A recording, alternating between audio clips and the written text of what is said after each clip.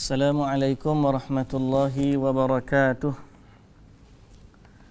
Bismillahirrahmanirrahim. Alhamdulillahi rabbil alamin. Wassalatu wassalamu ala ashrafil anbiya'i wal mursalin nabiyyina Muhammadin wa ala alihi wa sahbihi ajma'in. Mana butang dia tu? Sekejap, kontrol dia. Rabbi syrah li sadri wa yassir li amri wahlul 'uqdatan min lisani yafqahu qawli, amma ba'du.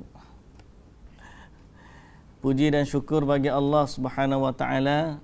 Selawat serta salam atas Nabi junjungan kita Nabi Muhammad sallallahu alaihi wasallam, juga atas ahli keluarga baginda, para sahabatnya dan para pengikutnya yang setia sehinggalah ke hari kiamat. Alhamdulillah. Muslimin dan muslimat yang dirahmati Allah Subhanahu wa taala sekalian, alhamdulillah, syukur pada Allah Subhanahu wa taala kerana pada pagi ini kita dipertemukan di page Baitus Salam. Dan insya-Allah pada pagi ini perbincangan ringkas kita untuk meneruskan kuliah kita ni, walaupun sebelum Covid lah kita baca kitab Talbis Iblis. Tapi oleh kerana pihak Baitus Salam kata kita tak boleh nak berkumpul dan kita tak boleh nak meneruskan bacaan kitab kita, maka setiap minggu kita bawa topik-topik santai dan topik-topik yang bersifat ringkas untuk kita perhatikan dan mungkin memperingatkan diri kita pada apa yang sudah biasa kita baca sebenarnya. Jadi alhamdulillah pada pagi ini kita ambil topik hakikat syukur kepada Allah Subhanahu wa taala. Untuk meneruskan kitab Talbis Iblis, kita harap nanti akan adalah waktunya Allah Subhanahu wa taala mengizinkan kita meneruskan di Baitus Salam untuk menghabiskan kitab Talbis Iblis. Baik, pun begitu kita ada satu lagi sesi bacaan Talbis Iblis di page Bakit Helwa. Itulah kumpulan kuliah di Menara Telekom yang kita buat dua kali sebulan, hari Isnin minggu yang Selasa minggu kedua dan ketiga, insya-Allah. Apapun, selamat menonton dan meneruskan pengajian kita di Baitus Salam. Baik, hari ini nota yang ada dengan kita tidaklah begitu panjang dan terperinci, melainkan dia adalah satu tazkirah buat diri saya dan semua yang mendengar, iaitulah hakikat syukur. Hakikat syukur. Saya ambil ni sebagai satu panduan asas yang akan kita tambahkan dan huraikan dengan lebih lanjut apa yang perlu kita tambah di luar daripada artikel ini. Baik, semoga atau segala puji dan syukur bagi Allah Subhanahu wa taala. Selawat serta salam semoga selalu tercurah ke atas Rasulullah sallallahu alaihi wasallam, para sahabatnya dan para pengikutnya, dan seluruh kaum muslimin yang senantiasa berpegang teguh pada sunnah baginda sehinggalah ke hari kiamat. Para kaum muslimin yang kami muliakan, macam khutbah pula kita hari ini. Sesungguhnya segala kebaikan dan kenikmatan yang ada pada kita adalah kurniaan dari Allah.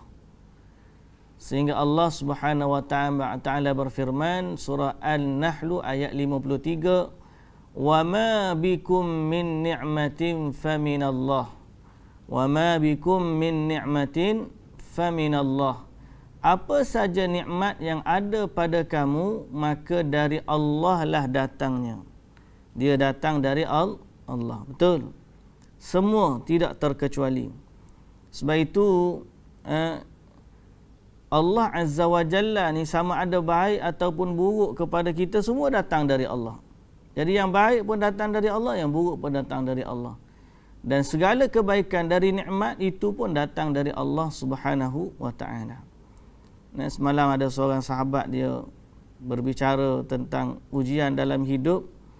Dia kata kita ni apa saja datang dari Allah kita kena syukur. Benar tak?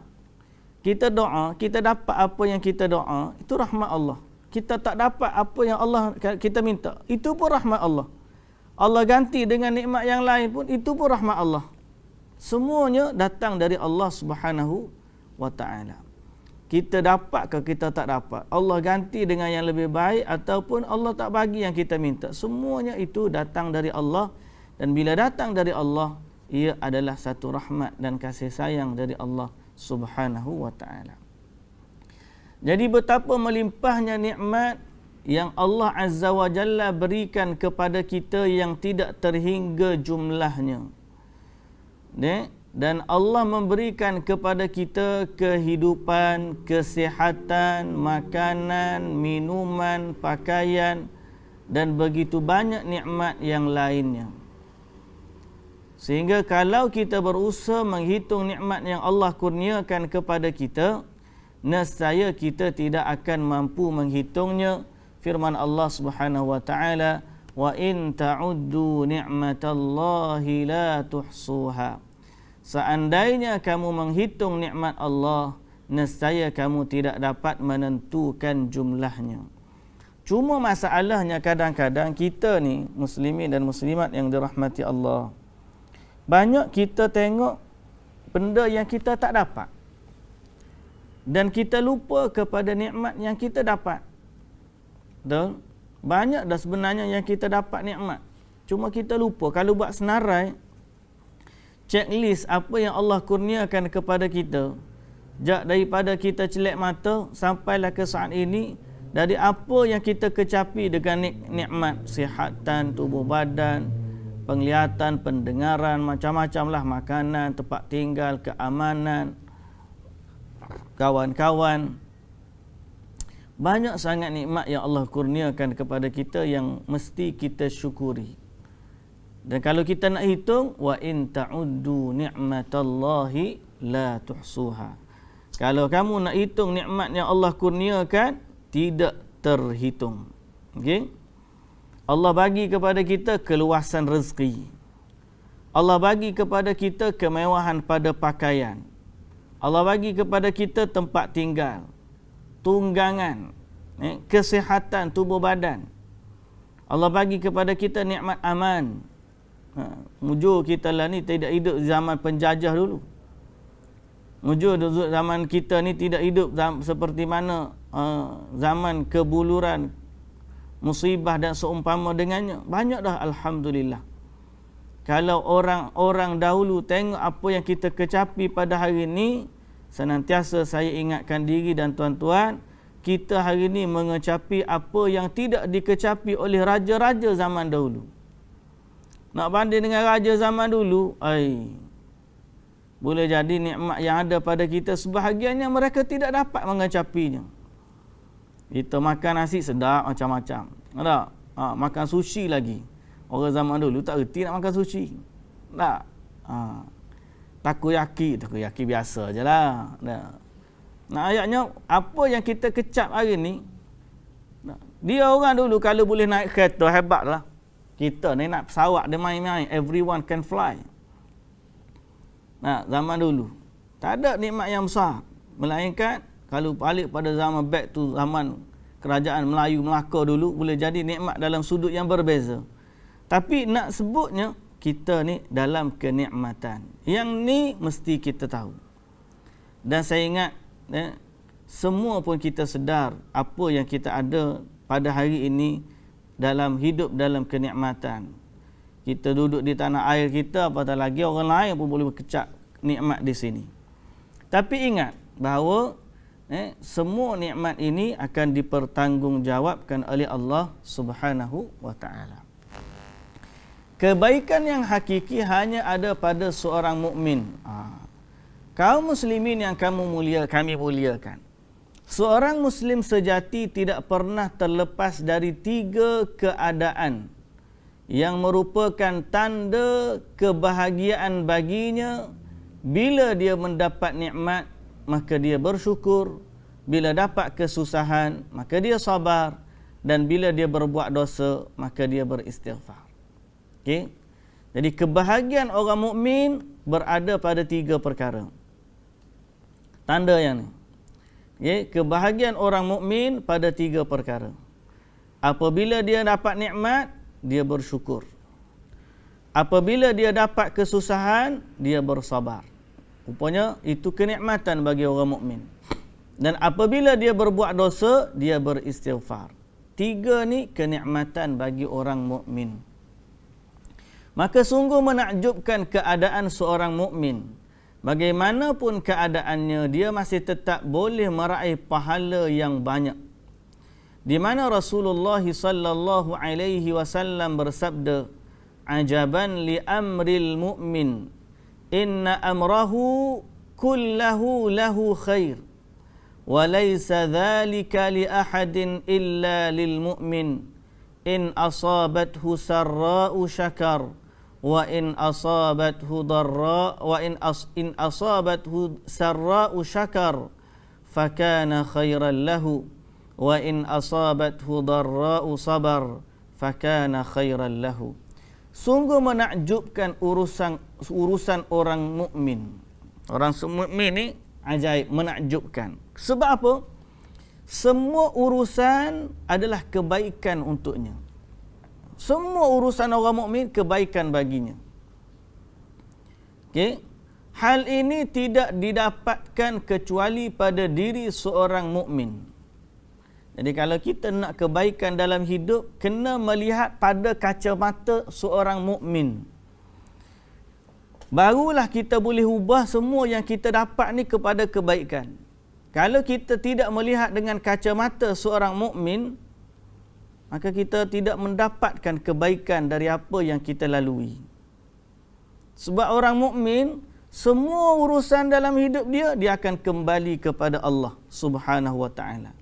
Dan setiap kali dia kembali kepada Allah, sama ada dalam syukur ataupun sabar, dia akan mendapatkan pahala di sisi Allah Subhanahu wa ta'ala. Dan di situlah kebaikannya. Tidak berlaku kebaikan ini kepada seorang lain dari mukmin. Jadi dalam urusan nikmat dalam urusan kebaikan, dia mesti dahului dengan keimanan. Sebab tu orang yang tidak beriman tidak akan dapat menikmati ketenangan dan kebahagiaan sebagaimana orang yang beriman. Okey? Sebab orang beriman ni oleh kerana dia dengan Allah, maka apa yang berlaku senantiasa dia akan kata Allah tidak mensia-siakannya. Okey? Innallaha la yudhi'u ajral muhsinin. Allah tidak akan mensia-siakan pahala bagi orang yang berbuat kebaikan. Kalau tuan-tuan ingat tadabbur kita pada setiap pagi di page Ustaz Ahmad Hashimi, kita cerita sekarang ni surah Yusuf. Nabi Yusuf pernah kata, innahu man yattaqi wa yasbir fa innallaha la yudhi'u ajral muhsinin. Sesungguhnya siapa yang bertakwa dan bersabar, maka Allah tidak mensia-siakan pahala orang yang berbuat kebaikan. Lalu Allah Azza wa Jalla mengganjari Nabi Yusuf alaihi salam, padahal dia telah diuji. Nabi Yusuf daripada kecil dia diuji, dicampakkan ke dalam telaga, kemudian dijual sebagai seorang hamba, kemudian digoda oleh isteri Al-Aziz, kemudian dipenjara, kemudian dilupakan dalam penjara tu, sehingga dia duduk di penjara 7 tahun. Kemudian dia dibebaskan. Setelah dibebaskan, ataupun sebelum dibebaskan, dia minta pengakuan dari para wanita yang tahu cerita dia. Akhirnya mereka semua membersihkan Nabi Yusuf AS, lalu dia dikeluarkan dari penjara. Waktu dia dikeluarkan dari penjara, dia sudah dewasa. Bukan lagi kanak-kanak, dia sudah dilantik menjadi rasul pun selepas daripada tu. Waktu dia di penjara tu. Kemudian barulah diangkat menjadi pemimpin atau menteri yang menjaga perbendaharaan harta Mesir. Kemudian barulah dia memiliki kedudukan yang baik. Jadi perjalanan hidup baginda bukanlah seperti yang kita tengok biasa. Oh, Nabi Yusuf ni handsome, ramailah orang minat kat dia. Bukan. Nabi Yusuf melalui fasa-fasa kehidupan yang sangat mencabar. Begitu juga dengan para nabi yang lain. Justru kebaikan orang mukmin, dia melihat setiap yang berlaku dalam hidup dia ada kebaikan. Setiap yang berlaku dalam hidup dia ada kebaikan. Jadi macam mana nak dapat? Pertama, kena kuat iman. Yang kedua, kena pandai berinteraksi dengan kenikmatan dan juga musibah. Macam mana? Apabila mendapatkan kesenangan, dia syukur. Maka yang demikian itu merupakan kebaikan baginya. Kalau dia dapat harta tapi tak syukur, harta tu bukan kebaikan baginya. Itu harta tu dah jadi musibah. Harta tu dah jadi istidraj. Dah jadi benda yang memberi kemudaratan kepada dia. Okay? Ada je orang banyak harta tapi harta dia tidak memberi manfaat kepadanya. Orang mukmin tidak. Bila dia mendapat kebaikan, lalu dia bersyukur. Kenikmatan, dia bersyukur. Dan demikian itu merupakan kebaikan baginya. Sebaliknya apabila tertimpa kesusahan, dia pun sabar. Maka yang demikian itu merupakan kebaikan baginya. Okay? Bila dia sabar, maka setiap yang berlaku jadi kebaikan untuk dia. So apa sahaja yang berlaku dalam hidup kita hari ini, tuan-tuan yang dirahmati Allah, dia tidak lari daripada 3 perkara tadi yang disebut sifat atau orang mukmin. Selama dia ada 3 perkara ni, dia akan bahagia. Pertama, interaksi dengan kebaikan, syukur. Yang kedua, interaksi dengan kesusahan, sabar. Yang ketiga, interaksi dengan dosa adalah istighfar. Jadi 3 perkara ni senantiasa duduk dalam hidup dia. Tengok yang mana paling banyak. Kadang-kadang yang paling banyak yang pertama. Allah Ta'ala bagi nikmat je ke dia. Lalu hidup dia syukur. Alhamdulillah. Orang yang kedua, Allah bagi ujian je untuk dia. Jadi hidup dia sabar. Sampailah Allah Ta'ala bagi kebaikan. Ada orang yang ketiga, hidup dia ni maksiat dia. Tapi dia kenal Allah Subhanahu Wa Ta'ala, akhirnya dia istighfar. Ketiga-tiga orang ni, andai bertemu dengan Allah Subhanahu Wa Ta'ala, insya-Allah bila mereka ikhlas dalam bersabar dan bersyukur serta beristighfar, mereka akan mendapat kebahagiaan di akhirat di sisi Allah Subhanahu Wa Ta'ala. Okay? Jadi Allah ni dia bagi tak sama. Ada Allah bagi orang tu masuk syurga dengan asbab syukur. Ada orang masuk syurga dengan asbab sabar. Dan ada orang masuk syurga dengan sebab istighfar. Baik, kelapangan hidup merupakan bahagian dari ujian. Merupakan sunnatullah bahawa Allah Subhanahu Wa Ta'ala telah menentukan ujian dan cubaan bagi pada hamba-Nya. Mereka akan diuji dengan berbagai macam ujian, baik dengan sesuatu yang disenangi oleh jiwa, berupa kemudahan dalam hidup atau kelapangan rezeki. Dan juga akan diuji dengan perkara yang mereka tidak sukai, berupa kemiskinan, kesulitan, musibah dan yang lainnya.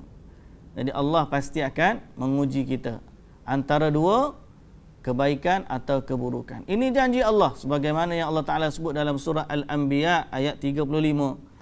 Kullu nafsin dha'iqatul maut wa nabluukum bisyarri wal khairi fitnah wa ilayna turja'un.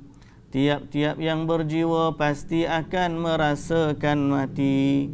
Kami akan menguji kamu dengan kebaikan, dengan keburukan dan kebaikan sebagai ujian. dan hanya kepada Kamilah kamu dikembalikan. Jadi Allah janji dia akan uji kita. Kalau hidup tidak diuji ni tuan-tuan kena hati-hati. Kan kita pernah baca satu hadis yang sahih. Seorang lelaki Arab Badui datang jumpa Nabi sallallahu alaihi wasallam. Kemudian Nabi sallallahu alaihi wasallam sebut tentang humma, demam. Dia tanya Nabi, demam tu apa? Nabi kata demam tu sakit yang mendatangi tubuh badan lah. Dia kata aku tak pernah demam pun. Lepas tu Nabi sebut tentang sakit kepala. Dia kata sakit kepala tu apa? Sudah benda hak mendatangi kepala. Dia kata aku tak pernah sakit kepala pun. Sehingga dalam lafaz tu, siapa nak tengok kepada ahli neraka ke atau macam mana, maka Nabi tunjuk kepada lelaki itu. Okey? Yang kita sebut dalam nikmat kesihatan, ada dalam satu khutbah yang saya baca, nikmat kesihatan tentang bagaimana kesihatan yang ada pada kita dan juga kesakitan itu adalah merupakan bahagian dari anugerah Allah Subhanahu Wa Taala kepada kita. Walaupun sakit, itu adalah nikmat yang Allah Subhanahu Wa Taala kurniakan kepada kita. Jadi Allah Taala kata dia pasti menguji. Kalau tidak diuji itu, yang tu kita bimbang. Kalau tidak diuji, yang itulah kita bimbang. Okey.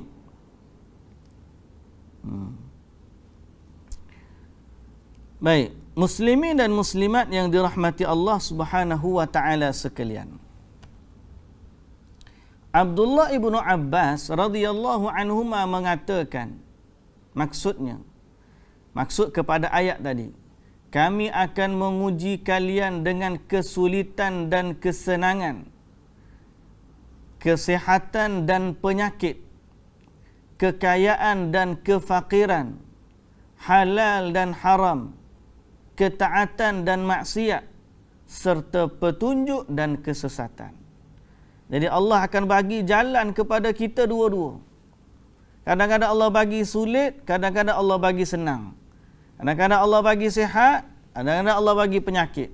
Kadang-kadang Allah bagi kaya, kadang-kadang Allah bagi fakir. Kadang-kadang Allah bagi benda halal, kadang-kadang datang kepada kita benda haram. Kadang-kadang maksiat, kadang-kadang taat. Kadang-kadang datang petunjuk, kadang-kadang kesesatan. Allah Azza wa Jalla akan uji kita dalam situasi kehidupan kita di atas perkara-perkara tersebut. Okey? Atas perkara-perkara tersebut. Baik. Itulah sunnatullah yang berlaku kepada para hamba-Nya. Oleh kerana itulah, okey? Oleh kerana itulah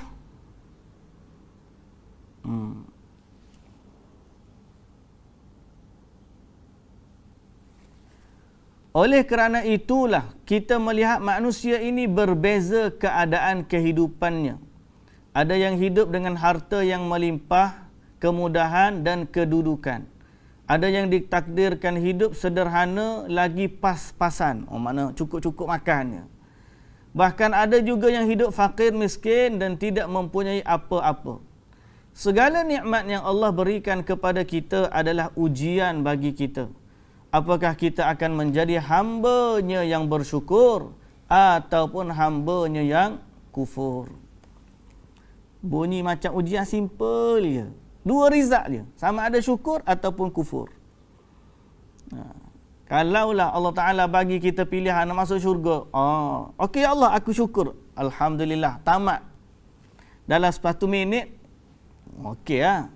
Tapi sekarang ni masalahnya, untuk jawab jawapan ni, Allah Subhanahu Wa Ta'ala bagi kepada kita tempoh masa yang panjang. Dan dia nak tengok konsistennya kita di atas jawapan kita. Itu masalah. Kalau kita boleh jawab macam jawab perasa, tulis atas kertas, atas ke cikgu. Itulah dia jawapan kita. Kamu syukur ke kufur? Syukur ya Allah. Kita petik atas. Allah Ta'ala akan nilai atas jawapan kita sekali tu je. Kemudian kita pun relax. Kalau macam orang periksa SPM, lepas habis result, dia buat CJ tu lah. 10A sampai ke mati pun SPM dia 10A lah. Pasal apa? Benda atas kertas, tak berubah. Tapi masalah hidup ni, ujian dia bukan macam ujian periksa atas kertas. Kehidupan ni, ujian dia bersifat konsisten. Kalau kamu syukur, Allah Ta'ala nak tengok syukur kamu ni dalam apa juga aspek. Bila Allah bagi kesenangan, syukurnya macam mana? Bila Allah bagi kesusahan, syukurnya macam mana? Bila Allah bagi kekayaan, syukurnya macam mana? Bila Allah bagi kefakiran, syukurnya macam mana? Sebab syukur ni macam ibadat kita kata, kalau nak bersedekah, tak nanti jadi kaya, baru nak sedekah. Pada saya, kalau nak syukur, pun begitu juga. Tak nanti jadi jutawan nak kena syukur. Dah, banyak lagi nikmat yang kita kena syukuri. Macam mana kita berinteraksi dengan nikmat Allah untuk kita mensyukuri nikmatnya, dan ini akan menjadi merit kehidupan kita. Sejak daripada kita akil baligh sampailah akhirnya kita dijemput kembali kepada Allah Subhanahu wa taala. Dan di saat itu Nabi SAW kata, innamal a'malu bil khawatim. Amalan ni dikira dengan yang terakhir atau penutup dia. Yang tu yang payah tuan-tuan. Hari ni kita dah set tak dah, ya Allah, kalau lah aku mati dia atau aku waktu duduk Mekah ni mati, sujud dalam keadaan sujud mati. Oh, seronoknya. Kita pun tengok orang tu mati dalam keadaan sujud, orang ni mati waktu duduk haji, orang ni mati waktu berjihad, orang ni mati waktu buat kebaikan. Kita pun kata, ya aku nak buat kebaikan, nak mati lagu tu. Buat tak mati. Allah Ta'ala belum lagi jemput kita. Maknanya Allah masih lagi nak uji kita. Belum berakhir lagi ujian kita. Allah Ta'ala nak tengok konsistensinya kita. Macam mana dalam kesyukuran kita kepada Allah. Sebab apa? Syukur pada lisan itu mudah. Tapi syukur pada anggota itu payah. Okey. Sungguh benar apa yang dikatakan oleh Nabi Sulaiman alaihi salam. Tatkala mendapat nikmat, baginda mengatakan, hadza min fadli rabbi liyabluwani aashkuru am akfur. Wa man syakara fa innama yashkuru li nafsihi. Wa man kafara fa inna rabbi ghaniyyun karim. Ini termasuk kurniaan dari Tuhanku untuk mengujiku. Apakah aku bersyukur atau kufur akan nikmatnya? Barang siapa yang bersyukur, sesungguhnya dia bersyukur untuk kebaikan dirinya. Dan barang siapa yang ingkar, sesungguhnya Tuhanku maha kaya lagi maha mulia. Tuan-tuan, ayat ni ada satu isyarat bagi tahu kat kita. Apa dia? Siapa yang ingkar, sesungguhnya Tuhanku maha kaya lagi maha mulia. Apa yang kita faham? Saya faham apa?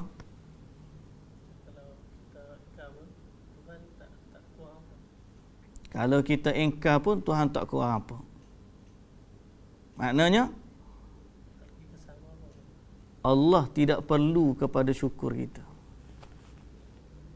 Betul tak? Allah tak perlu kepada kesyukuran kita. Sebab dia dah maha kaya. Bila kita syukur, tanda terima kasih tu adalah untuk kebaikan kita sendiri. Terima kasih kepada Allah mendatangkan kebaikan untuk kita. Kalau kamu tak syukur, Allah bagi ikutmu. Nah, Allah bagi di dunia ni harta yang Allah Ta'ala tak pandang sikit pun.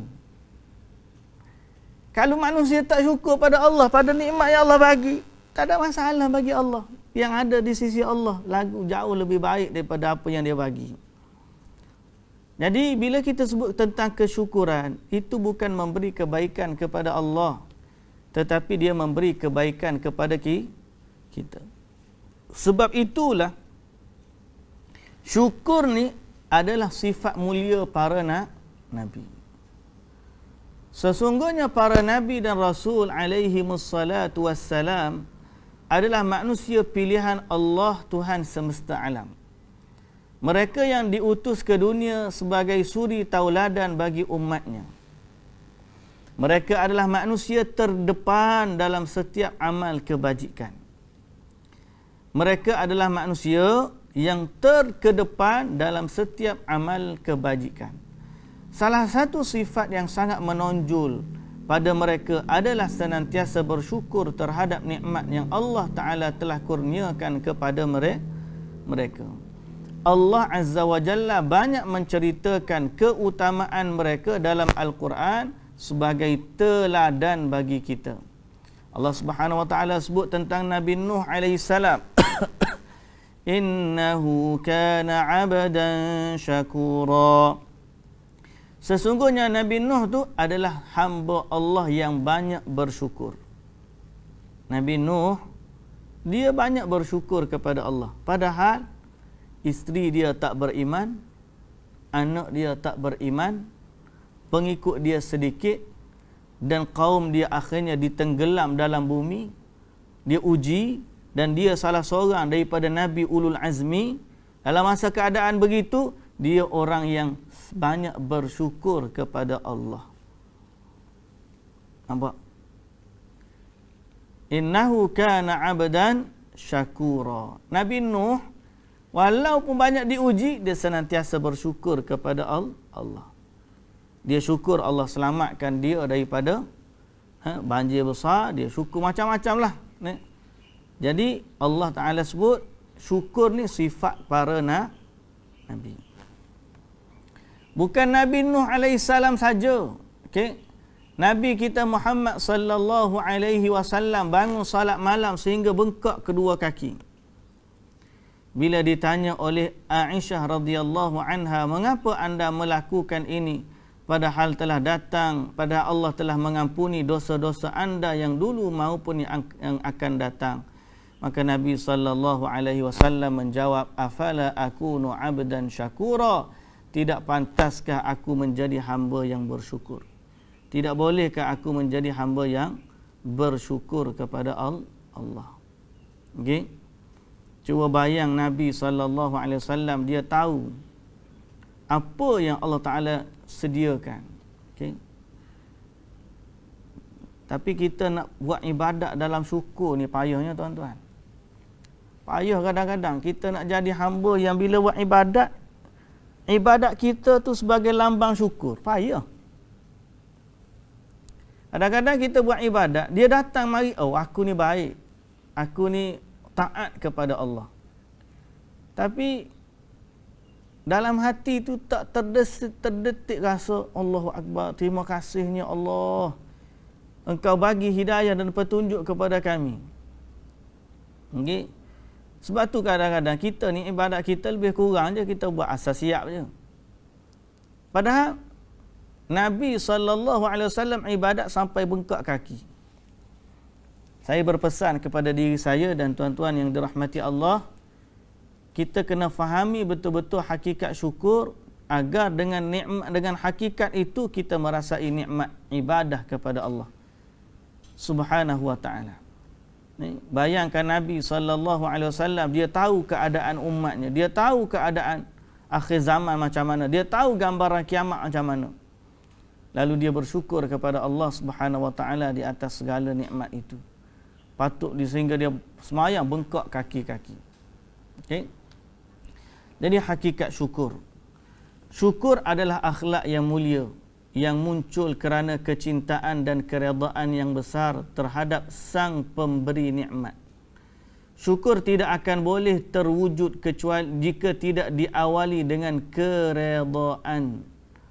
Seseorang yang diberikan nikmat oleh Allah walaupun sedikit tidak akan bersyukur kalau tidak ada keredaan. Orang yang mendapatkan penghasilan yang sedikit, hasil tuaian yang minimum, pendapatan yang cukup-cukup, tidak akan bisa atau boleh bersyukur jika tidak ada keredaan.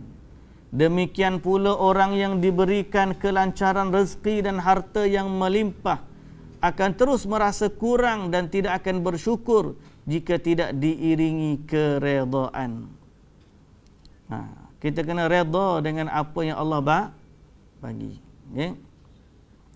Kita kena redha dengan apa yang Allah Ta'ala bagi, barulah kita akan rasa syukur. Selama kita rasa tak cukup, ini payah tuan-tuan.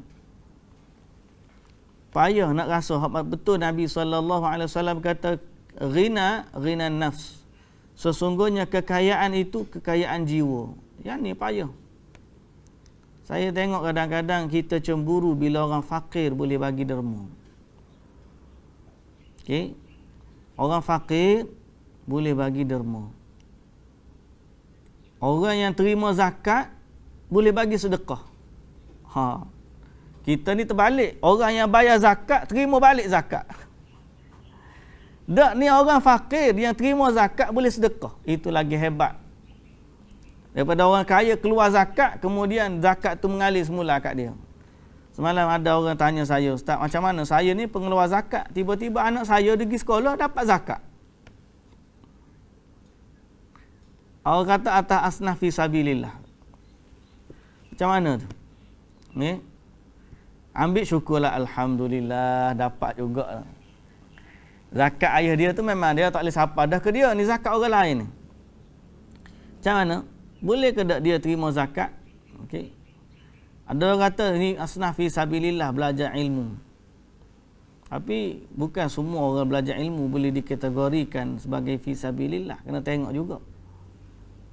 Sekolah bayar 600.5, 700 sebulan. Okay. Tiba-tiba tak cukup duit nak bayar yuran. Padahal mungkin kereta mahadah mari. Layak terima zakat ke macam mana? Tu ayah juga nak jawab. Ayah pembayar zakat, anak terima zakat atas asnaf fi sabilillah. Atau kena rujuk pusat zakat balik. Okay. Cuma saya nak sebutnya, dunia terbalik. Kalau zaman dulu ada sampai pemberi atau penerima zakat dia malah bersedekah. Yang ni hebat. Dia malah bersedekah. Ada orang yang saya baca cerita dia, ramalan nikah orang susah banyak. Terpaksa bawa Grab, Food Panda, bawa motor ni jadi delivery. Tapi dalam keadaan dia susah tu, senantiasa ada minyak spare dalam motor dia. Kalau kita tanya kenapa minyak spare ni ada, mana-mana rider yang berhenti habis minyak, dia bagi minyak tu kepada rider tu. Kata jual ke tak? Tak jual, dia bagi saja je. Sebab dia tak ada sedekah lain yang dia boleh bagi, dia kira ni adalah bantuan dia kepada kawan-kawan rider dia. Kata Masya Allah, orang walaupun fakir tapi dia ada kekayaan dalam jiwa. Dia rasa cukup dengan apa yang dia ada dan dia mampu memberi. Ada orang kaya tapi kekayaan tu tak ada dalam jiwa dia. Ada harta tapi tak ada kaya dalam jiwa dia. Sehingga akhirnya dia takut untuk memberi. Jadi awal kepada kenikmatan syukur ni adalah keredaan kepada nikmat Allah. Okey. Awal kepada kenikmatan syukur mesti ada redha Allah Subhanahu Wa Taala. Kaum muslimin yang kami muliakan, syukur yang sebenarnya tidaklah cukup dengan mengucapkan alhamdulillah. Kita sangka kita dah sebut lepas mayang alhamdulillah 3 kali.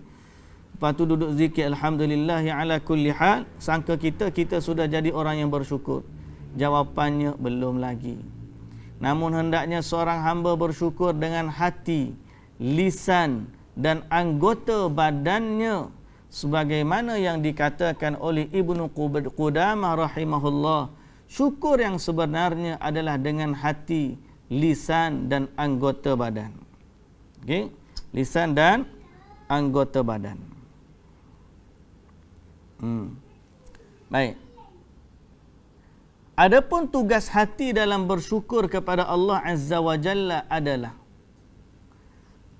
pertama, mengakui bahawa nikmat tersebut semata-mata datang dari Allah.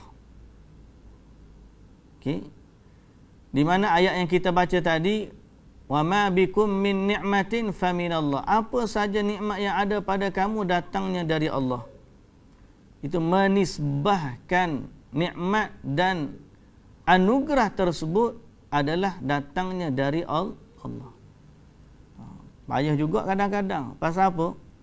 Pasal dia bukan pergi ambil buku akaun bank tu, ditulis di bank tu sumber dia Allah. Tak ada. Dia ambil gaji macam bagi cek ke dia. Dia makan nasi, ada resip dia beli mana. Okey. Jadi sehingga dia tidak mengembalikan nikmat tu kepada Allah Subhanahu Wa Taala. Nombor satu sekali, kita kena kata kat kita, walaupun datang daripada manusia, dia sebenarnya datang dari Allah Subhanahu Wa Taala. Itu nombor satu sekali. Okey. Memanglah bos bayar gaji, tapi sebenarnya datang dari Allah. Pertama, mengakui dan meyakini bahawa nikmat tersebut semata-mata datangnya dari Allah, bukan dari selain Allah. Di mana Allah Subhanahu Wa Taala kata, apa saja nikmat yang ada pada kamu, maka Allah lah, dari Allah lah datangnya.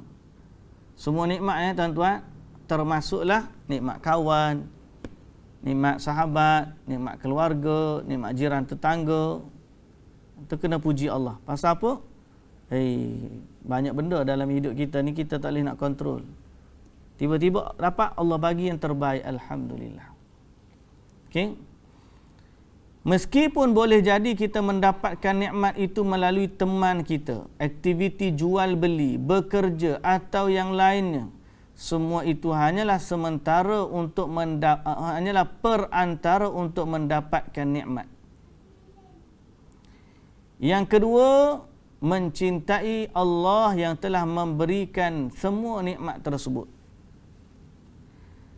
Itu kata penulis kita. Kalau dalam satu lagi artikel, Syekh Salih Fauzan disebut 3 perkara juga dalam membantu hati bersyukur kepada Allah. Pertama, mengiktiraf nikmat tu datang dari Allah.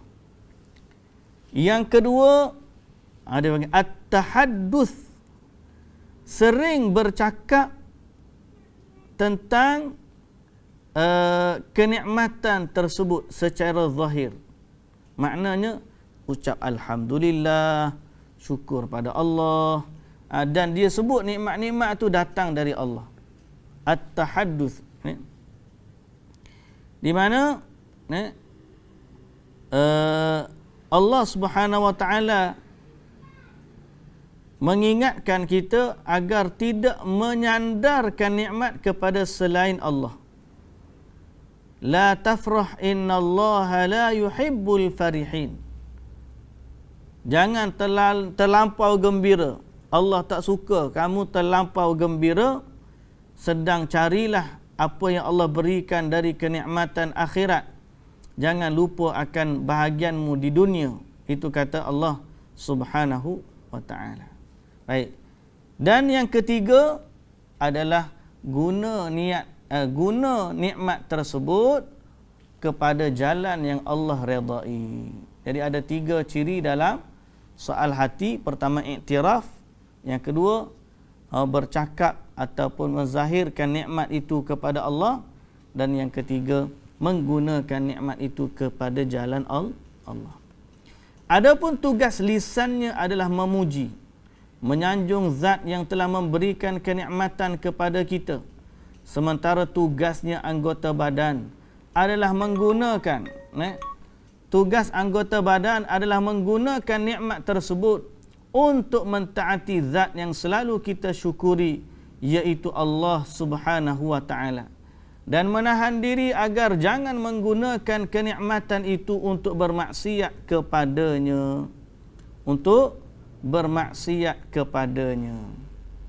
So, kalau hati untuk kita sebut apa tadi, redha, iktiraf, dan meniatkan untuk guna kepada jalan Allah, tugas lisan pula untuk memuji dan menyanjung Allah yang memberikan.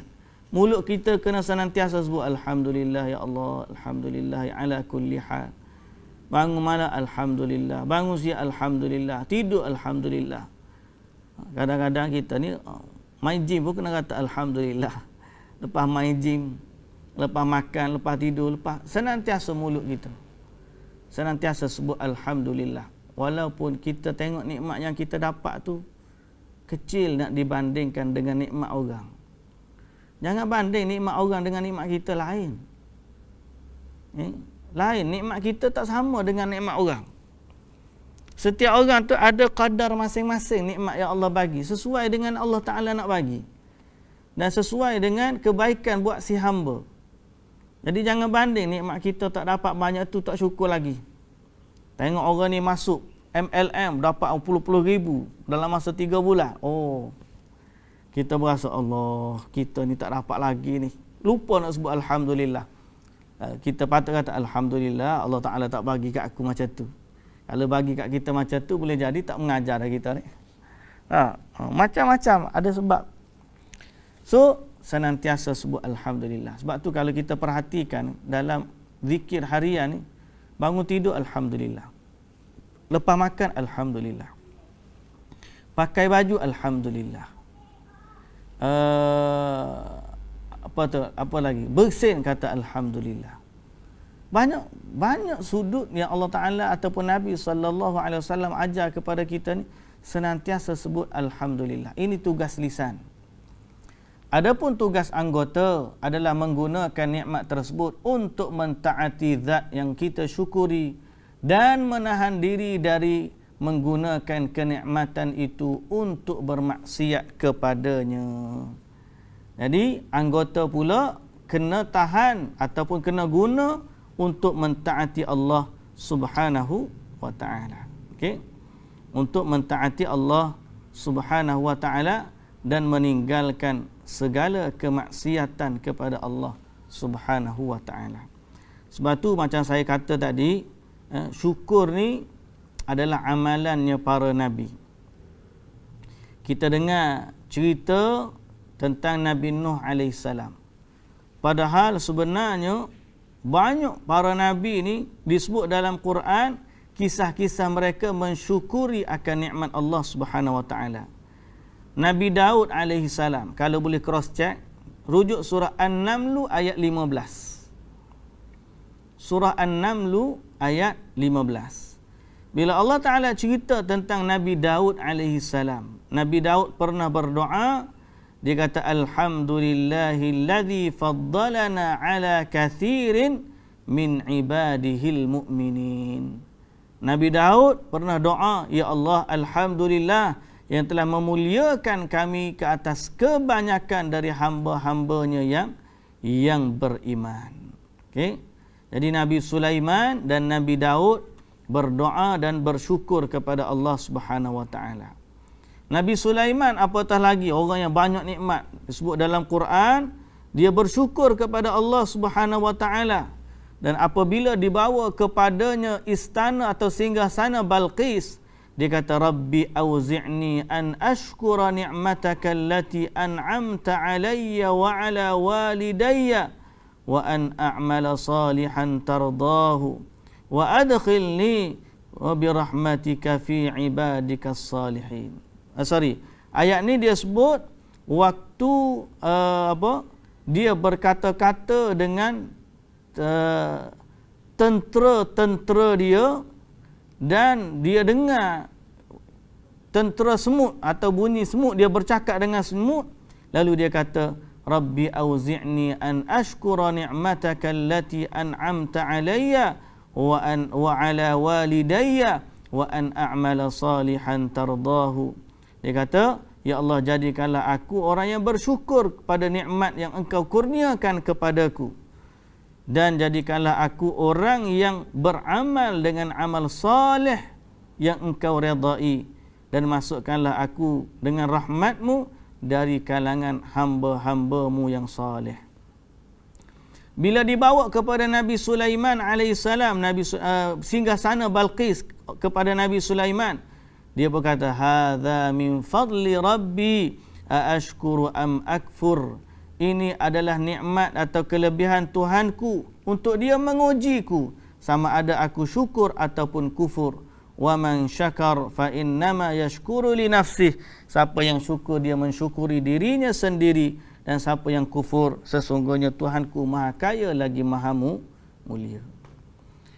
Nabi Yusuf alaihi salam juga Allah bagi nikmat kepada dia, lalu dia bersyukur kepada Allah. Dalam doanya dia kata, Rabbi qad ataitani minal mulki wa 'allamtani min ta'wilil ahadith. Ya Allah, engkaulah yang telah memberikan kepadaku kekuasaan. Nabi Yusuf dilantik menjadi menteri dan Allah mengajarkan kepada dia ilmu ta'wil mimpi. Jadi dia bersyukur kepada Allah Subhanahu wa taala. Para nabi senantiasa mensyukuri nikmat Allah Subhanahu wa taala. Baik. Adapun lawan daripada syukur adalah kufur. Kufur ni maknanya apa? Dia ambil nikmat Allah, sebaliknya dia guna untuk menentang Allah Subhanahu wa taala. Ataupun dia guna nikmat Allah tanpa menyandarkan kepada Allah Subhanahu wa taala. Dia tak sebut apa alhamdulillah. Okey. Dan bagi orang-orang yang kufur, Allah Subhanahu wa taala sebut cerita tentang mereka ni banyak. Okey, cerita tentang mereka ni banyak. Sehingga Allah Subhanahu wa taala ingatkan Bani Israel, ya Bani Israel azkuru ni'mati allati an'amtu 'alaikum wa anni faddaltukum 'alal 'alamin. Wahai Bani Israel, ingatlah nikmatku yang aku kurniakan kepadamu dan aku muliakan kamu ke atas sekalian alam. Masa dulu. Okey. Kemudian Allah Taala ingatkan juga kaum Sabak. Apa yang berlaku kepada kaum Sabak? Dia ada baldatun tayyibatun wa rabbun ghafur. Negeri yang baik, ada sistem perairan yang baik. Kaum Sabak ni tamadun dia hebat. Boleh bina empangan Saddu Ma'rib. Tapi akhirnya hancur disebabkan mereka kufur. Okey. Bani Israel daripada kaum yang dimuliakan jadi dikutuk oleh Allah Subhanahu wa taala dan dimurkai oleh Allah Subhanahu wa taala. Okay. Dan Allah bagi peringatan kepada penduduk Mekah. Okay. Bagaimana Allah Taala ganti daripada kenikmatan, Allah ganti dengan pakaian kelaparan dan ketakutan disebabkan apa yang mereka lakukan. Okay. Jadi para hadirin, para pendengar yang dirahmati Allah Subhanahu wa taala sekalian, bersyukurlah kepada Allah dan limpahkan rasa syukur tu kepada Allah dengan melaksanakan kewajipan yang Allah fardukan dan meninggalkan larangan yang Allah Taala tetapkan. Jagalah salat kita, itu tanda syukur kepada Allah. Hadirilah salat berjamaah, itu tanda syukur kita kepada Allah. Tunaikanlah zakat, itu tanda syukur kepada Allah. Hindarkan diri dari muamalah yang haram, itu tanda syukur kepada Allah. Elakkan dari sumber-sumber pencarian yang buruk, kerana itu bukan tanda syukur kepada Allah Subhanahu wa taala.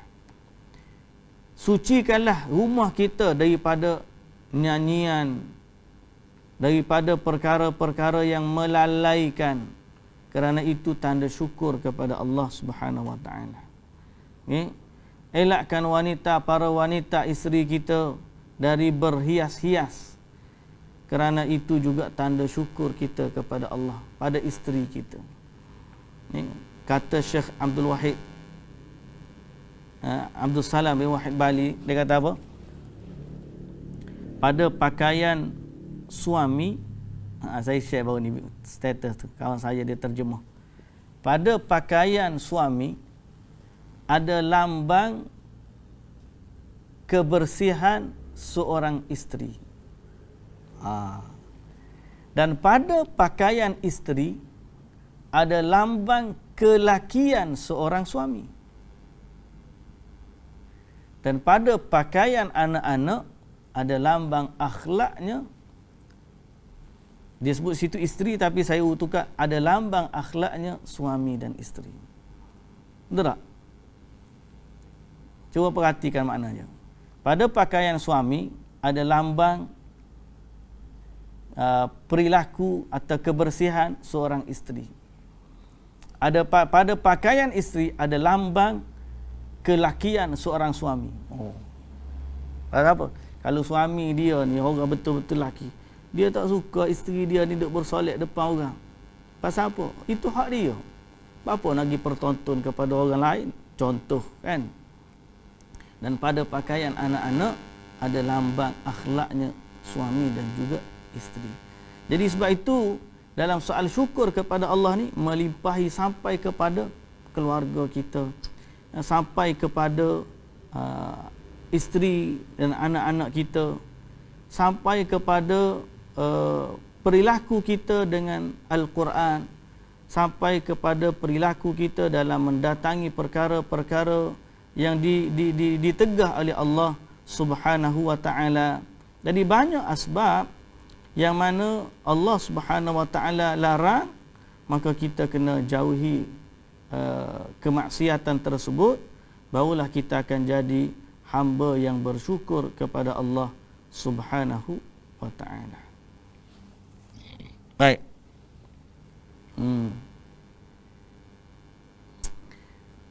Dan yang seterusnya untuk membantu kita. Penting juga saya nak tambahan di sini ialah untuk membantu kita dalam menjadi hamba yang bersyukur. Kadang-kadang kita memang mulut ni kata ya Allah, berasa nak jadi hamba yang bersyukur. Tapi bagaimana? Soalnya bagaimana? Pertama, kita kena tahu kelebihan orang yang bersyukur. Satu, sifat syukur ni, tuan-tuan, bukan daripada manusia saja. Kalau kita bersyukur kepada Allah, Allah lagi syukur kepada kita. Lagu mana? Ini antara kelebihan orang yang bersyukur. Pertama, Allah menamakan dirinya sebagai yang maha mensyukuri. Allah menamakan dirinya dengan yang maha mensyukuri. Innallaha ghafurun syakur. Allah Ta'ala sebut dia ni syakur. Allah juga kata fa innallaha syakirun alim. Allah ni Tuhan yang maha mensyukuri. Maknanya apa? Kalau kita syukur kepada Allah, Allah mensyukuri kita lebih daripada kesyukuran kita. Walhal Allah tidak berhajat pun kepada kesyukuran kita. Tapi makna syukur Allah tu apa? Allah akan mengganjari kesyukuran mereka itu dengan balasan yang berlipat kali ganda. Sebab tu kelebihan yang kedua, syukur ni adalah sifat para nabi. Yang ketiga, Allah memerintahkan kita supaya bersyukur. Makna wajib ni, bukan setakat nak syukur pun tak apa, tak syukur pun tak apa, tak boleh.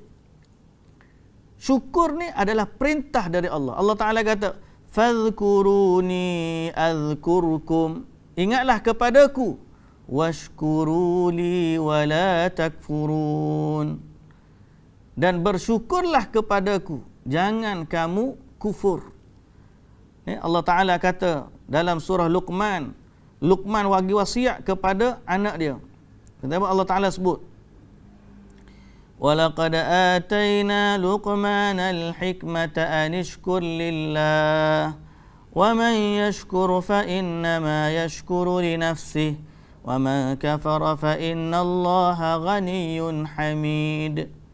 Jadi dalam banyak ayat Allah Ta'ala perintahkan kita supaya bersyukur. Baik. Yang keempat, selain daripada sifat atau perintah Allah, syukur adalah sifatnya orang mukmin, sebagaimana yang saya sebut di awal tadi, ajaibnya urusan orang mukmin. Yang kelima, syukur ni mendatangkan redha Allah. Allah Ta'ala sebut dalam surah Az-Zumar ayat 7, wa in tashkuru yardahu lakum. Sekiranya kamu syukur, Allah redha kepadamu. Okey. Yang keenam, syukur ini memberikan keamanan dari azab. Okey. Syukur ini memberikan keamanan dari azab sebagaimana ayat surah An-Nisa ayat 147 kata Allah Subhanahu wa taala, "Ma yaf'alu Allahu bi'adzabikum in syakartum wa amantum." Okey. Allah tidak akan mengazab kamu sekiranya kamu bersyukur kepadanya dan kamu beriman kepadanya. Okey. Dan syukur adalah sebab mendatangkan nikmat tambahan. Kata Allah Subhanahu wa taala, la in syakartum la azidannakum. Dan syukur akan mendatangkan pahala yang banyak di hari akhirat. Okay. Soalnya macam saya sebut tadi, macam mana kita nak jadi orang yang bersyukur? Mulut ni nak belaka, ya Allah, aku ni syukur ya Allah. Tapi macam mana nak jadi hamba yang bersyukur? Pertama, kena banyak beramal dengan amal ketaatan. Okay? Kena banyak beramal dengan ketaatan kepada Allah. Makin kita taat, maka Allah Subhanahu wa taala akan menjadikan kita hamba yang bersyukur. Taat kepada Allah, buat ibadat, insya-Allah rasa terima kasih itu akan datang dalam diri kita. Yang penting jangan sombong dengan Allah.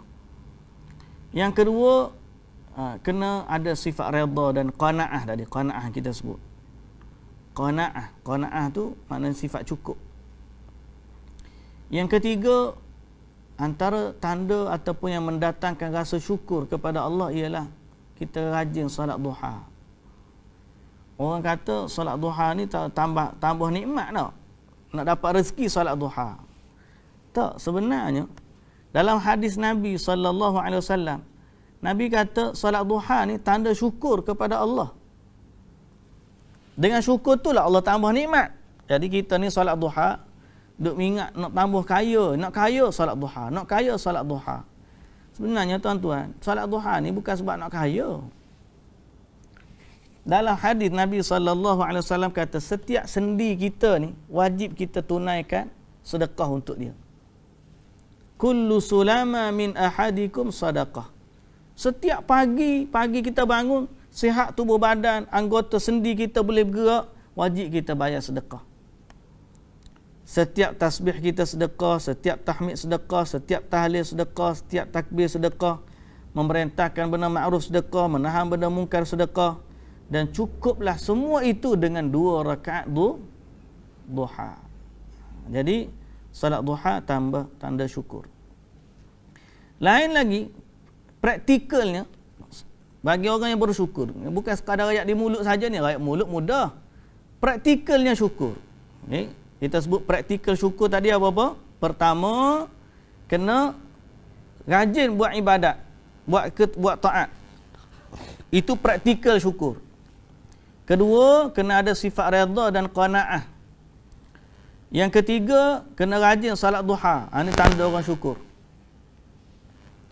Yang keempat, kena amalkan sujud syukur. Sujud syukur kan? Kadang-kadang kita ni sebut mulut, syukur alhamdulillah. Pun dapat nikmat, lupa nak sujud syukur. Anak dapat rizak, duk belanja. Tak, wish happy birthday, jangan kira wish happy birthday. Tapi sujud syukur tidak sekali. Tak. Suami bagi kalungan bunga harga 10,000 contohnya lah. Sujud syukur dulu. Patutnya lah. Terima kasih ya Allah dulu. Ataupun kita selamat dari pembedahan. Syukur. Sujud syukur. Selamat dari kemalangan. Alhamdulillah. Kena sebut senantiasa. Jarang kita sujud syukur ni. Pemain bola sujud syukur jaring gol. Kita duduk rumah kena sujud syukur juga. Go sujud syukur. Lagu tu ke? Janganlah sebab bola. Banyak lagi sebab nikmat kita nak sujud syukur ni. Tapi orang kita ni jarang. Hari gaji sujud syukur hari gaji. 24 hari bulan masuk dah. Alhamdulillah. Kau sebut Alhamdulillah. Kalau tidak sujud syukur. Sujud syukur ni benda-benda yang istimewa berlaku dalam hidup kita. Kita dapat kerja, alhamdulillah. Kita dapat projek, sujud syukur. Kita dapat zuriat, sujud syukur. Kita dapat praktikal. Memang ramai orang kata dia ni hamba yang bersyukur, tapi residu realiti berapa kali dalam hidup dia sujud syukur? Praktikalnya berapa kali? Kadang-kadang buat, kadang-kadang tak buat. Banyaknya lupa daripada yang buat. Betul tak? Jadi sebab tu sebut di mulut ni mudah, praktikalnya tu payah. Yang kelima, banyakkan berdoa. Antara doa ialah selepas solat. Apa doa tu? Allahumma a'inni ala zikrika wa syukrika wa husni ibadatik. Ya Allah, bantu aku ya Allah, ala zikrika, pada berzikir kepadamu, wa syukrika, pada bersyukur kepadamu, wa husni ibadatik. Jadi banyakkan berdoa kepada Allah Subhanahu wa ta'ala. Dan banyak lagi lah lafaz-lafaz doa yang kita boleh ambil daripada Nabi sallallahu alaihi wasallam yang mengajar kita supaya minta kepada Allah agar Allah jadikan kita hamba yang bersyukur. Yang ketujuh, senantiasa berfikir, mengingati, bertafakur akan nikmat-nikmat yang Allah kurniakan kepada kita. Bukan kita nak kira tu memang tak boleh, tetapi kita menghitung sebagai tanda kesyukuran. Yang ketujuh, tanda yang bersyukur juga ialah kita berterima kasih kepada manusia yang melaluinya datang nikmat. Ini praktikal. Banyak kita kadang syukur kepada Allah, tapi kita lupa nak mensyukuri manusia. Sedang Nabi SAW sebut, man lam yashkurin nas la yashkurillah. Ataupun siapa yang tidak mensyukuri manusia, dia tidak bersyukur kepada Allah Subhanahu Wa Taala. Maknanya kita kena senantiasa juga berterima kasih kepada manusia. Ajar diri untuk syukur kepada, terima kasih kepada orang, insya-Allah dia akan membawa kita kepada kesyukuran kepada Allah Subhanahu wa ta'ala. Baik. Jadi muslimin dan muslimat yang dirahmati Allah Subhanahu wa ta'ala sekalian, dalam masa yang sama kita juga kena berlindung dengan Allah daripada gangguan syaitan yang sering melupakan kita daripada syukur. Kerana dalam surah Al-A'raf ayat 17, surah Al-A'raf ayat 17, syaitan ada satu janji dengan Allah.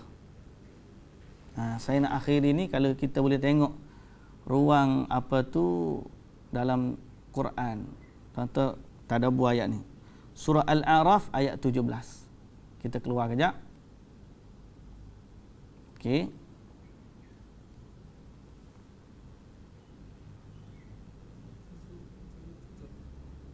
Surah Al-A'raf. Surah Al-A'raf ayat 17.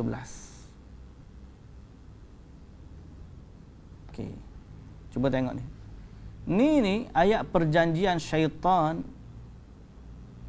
waktu dia berdialog dengan Allah sewaktu diperintahkan sujud kepada Nabi Adam alaihi salam. Cuba buka, saya buka kepada tuan-tuan ni, dalam skrin saya ada surah Al-A'raf ayat 17. Apa kata syaitan? Syaitan berkata, kemudian thumma la'atiyannahum min baini aydihim wa min khalfihim wa an aymanihim wa an syama'ilihim wa la tajidu aktsarahum syakirin. Kemudian aku datangi mereka. Siapa kata macam ni? Syaitan. Daripada mana? Min baini aidihim, dari depan mereka.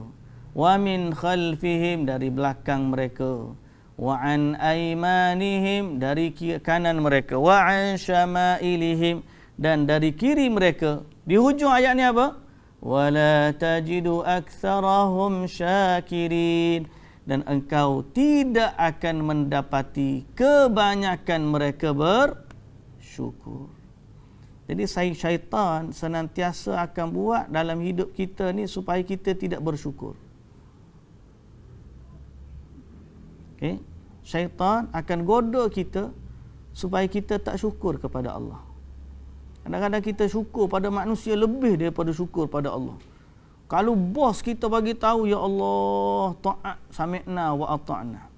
Tapi kalau Allah bagi tahu, Allah perintahkan, kita tak sehebat tu. Itu maknanya apa? Kita hanya syukur pada manusia, tidak syukur kepada yang Maha Pencipta. Ingat, syaitan dia ada satu janji dengan Allah. Surah Al-A'raf ayat 17, dia akan datangi manusia dari depan, dari belakang, dari kanan, dari kiri. Tujuan dia apa? Supaya manusia tidak bersyukur kepada Allah Subhanahu wa taala. Jadi ini hakikat yang perlu kita ambil perhatian. Tuan-tuan, puan-puan yang dirahmati Allah Subhanahu wa taala, mudah-mudahan kita menjadi hamba yang bersyukur kepada Allah. Doakanlah kita semua agar diberi taufik dan hidayah oleh Allah Subhanahu wa taala. Baik, kita berhenti setakat tu dulu pada pagi ini. Apa yang baik dari Allah Subhanahu wa taala, yang tidak baik, yang lemah, yang kurang adalah dari kekurangan saya. Mohon kemaafan pada semua. Wallahu taala alam. Subhanakallahumma wa bihamdika asyhadu an la ilaha illa anta astaghfiruka wa atubu ilaik. Assalamualaikum warahmatullahi wabarakatuh.